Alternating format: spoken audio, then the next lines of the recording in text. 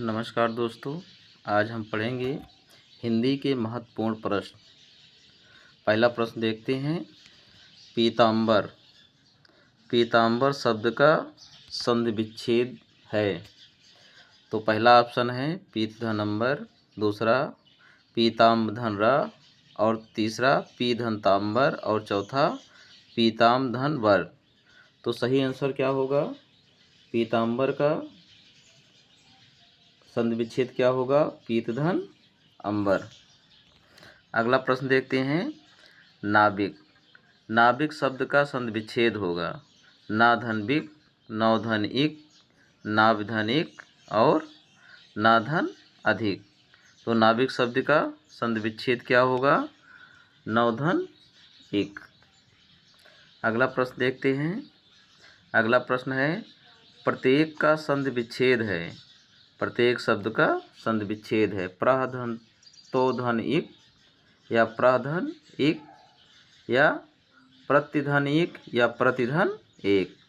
तो प्रत्येक शब्द का सही संधि विच्छेद क्या होगा? प्रतिधन एक। अगला प्रश्न देखते हैं। व्यंजन वर्ण के साथ स्वर या व्यंजन मिलने से जो विकार उत्पन्न होता है उसे क्या कहते हैं? व्यंजन वर्ण के साथ स्वर या व्यंजन मिलने से जो विकार उत्पन्न होता है उसे क्या कहते हैं? स्वर संध, व्यंजन संध, विसर्ग संध या उपसर्ग। तो व्यंजन संध के साथ व्यंजन के साथ स्वर व व्यंजन मिलने से क्या बनता है? व्यंजन संधि। क्या सही हो जाएगा? व्यंजन संधि। अगला प्रश्न है। विसर्ग के साथ स्वर या व्यंजन के मिलने से जो विकार उत्पन्न होता है उसे क्या कहते हैं? स्वर संध, व्यंजन संध, विसर्ग संध या समास। तो प्रश्न क्या था? विसर्ग के साथ स्वर या व्यंजन के मिलने से जो विकार उत्पन्न होता है उसे क्या कहते हैं? उसे क्या कहते हैं? विसर्ग संध। क्या कहेंगे? विसर्ग संध। अगला प्रश्न है। जिस शब्द का प्रथम पद प्रधान हो उसे समास को कहते हैं। जिस शब्द का प्रथम पद प्रधान हो उसको कहते हैं तत्पुरुष समास, कर्मधारय समास, द्वंद्व समास और बहुब्रीहि समास। तो उसे क्या कहेंगे? तत्पुरुष समास। अगला प्रश्न है। चतुरानन में कौन सा समास है? चतुर आनन यानी चार नेत्र हैं जिनके। तो चतुरानन में कौन सा समास है? कर्मधारय समास, तत्पुरुष समास, बहुब्रीहि समास, अव्ययीभाव समास। तो चतुरानन में कौन सा समास है? बहुब्रीहि समास। अगला प्रश्न है। प्रतिकूल में कौन सा समास है? प्रतिकूल में कौन सा समास है? द्विगु समास है, द्वंद्व समास है, कर्मधारय समास है, अव्ययीभाव समास है। तो प्रतिकूल प्रतिकूल में कौन सा समास है? तो प्रति क्या है? अव्यय शब्द है, तो इसलिए प्रतिकूल में अव्ययीभाव समास है। अगला प्रश्न है। देव जो महान है यह किस समास का उदाहरण है? देव जो महान है तो इसमें कौन सा समास है? कर्मधारय समास है, तत्पुरुष समास है, बहुब्रीहि समास है या अव्ययीभाव समास है। तो देव जो महान है तो यहाँ क्या किया जा रहा है? विशेषता बताई जा रही है। तो यहाँ कौन सा समास हो जाएगा? कर्मधारय समास। अगला प्रश्न है। सामाजिक शब्द में प्रत्यय है इक, का, जिक या इनमें से कोई नहीं। तो सामाजिक शब्द में कौन सा प्रत्यय है? सामाजिक शब्द में कौन सा प्रत्यय है? तो समाजधन इक। तो कौन प्रत्यय हो जाएगा? इक। क्या सही हो जाएगा? इक। अगला प्रश्न है।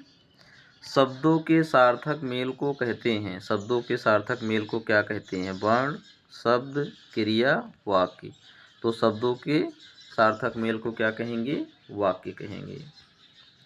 अगला प्रश्न है। कर्म के अनुसार क्रिया के कितने भेद होते हैं? कर्म के अनुसार क्रिया के कितने भेद होते हैं? 3, 2, 5 या 6। तो कर्म के अनुसार क्रिया के कितने भेद होते हैं? 2 भेद होते हैं, एक अकर्मक और सकर्मक। अगला प्रश्न है। दिन काटना मुहावरे का अर्थ है। दिन काटना मुहावरे का अर्थ है दिन बिताना, रात बिताना, शाम बिताना, समय बिताना। तो दिन काटना मुहावरे का अर्थ क्या है? समय बिताना। वो दिन बिताना, समय बिताना सही हो जाएगा। अगला प्रश्न है, घोड़े बेचकर सोना मुहावरे का सही अर्थ है, तो क्या होगा? बेफिक्र होना, फिक्रमंद होना, घोड़ा बेचकर सोना खरीदना या चिंतित होना। तो घोड़ा बेचकर सोना मुहावरे का सही अर्थ क्या होगा? बेफिक्र होना। अगला प्रश्न है, आस्तीन का सांप मुहावरे का अर्थ है, घर में सांप निकलना, कपटी मित्र, सच्चा मित्र या सांप मारना। तो आस्तीन का सांप का अर्थ क्या हो जाएगा? मुहावरे का अर्थ क्या हो जाएगा? कपटी मित्र। क्या हो जाएगा? कपटी मित्र।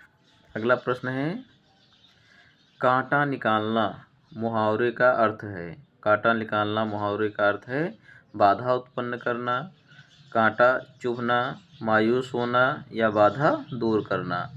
तो कांटा निकालना मुहावरे का सही अर्थ क्या हो जाएगा? बाधा को दूर करना। अगला प्रश्न है, चादर से बाहर पैर पसारना मुहावरे का सही अर्थ क्या होगा? तो पहला ऑप्शन है चादर ओढ़कर सोना, दूसरा चादर से पैर ढकना, तीसरा कंजूस होना और चौथा आय से अधिक व्यय करना। तो चादर के बाहर पैर पसारना मुहावरे का सही अर्थ क्या होगा? आय से अधिक व्यय करना। क्या हो जाएगा सही ऑप्शन? आय से अधिक व्यय करना। अगला प्रश्न है, राम से रोया नहीं जाता वाक्य में कौन सा वाक्य है? राम से रोया नहीं जाता वाक्य में कौन सा वाच्य है? तो इसको सही कर देंगे। कौन सा वाच्य है? तो कर्तवाच्य है, भाववाच्य है, कर्मवाच्य है या इनमें से कोई नहीं। तो राम से रोया नहीं जाता, तो जहाँ निगेटिव होता है वहाँ क्या होता है? भाववाच्य। अगला प्रश्न है, चारुचंद की चंचल किरणें खेल रही थी जलथल में, उक्त पंक्ति में कौन सा अलंकार है? श्लेष अलंकार, उपमा अलंकार, अनुप्रास अलंकार या यमक अलंकार। तो चारुचंद की चंचल किरणें, तो यहाँ क्या हो रही है? चा वर्ण की आवृत्ति हो रही है, तो इसलिए यहाँ कौन सा अलंकार होगा? कौन सा ऑप्शन सही होगा? अनुप्रास अलंकार।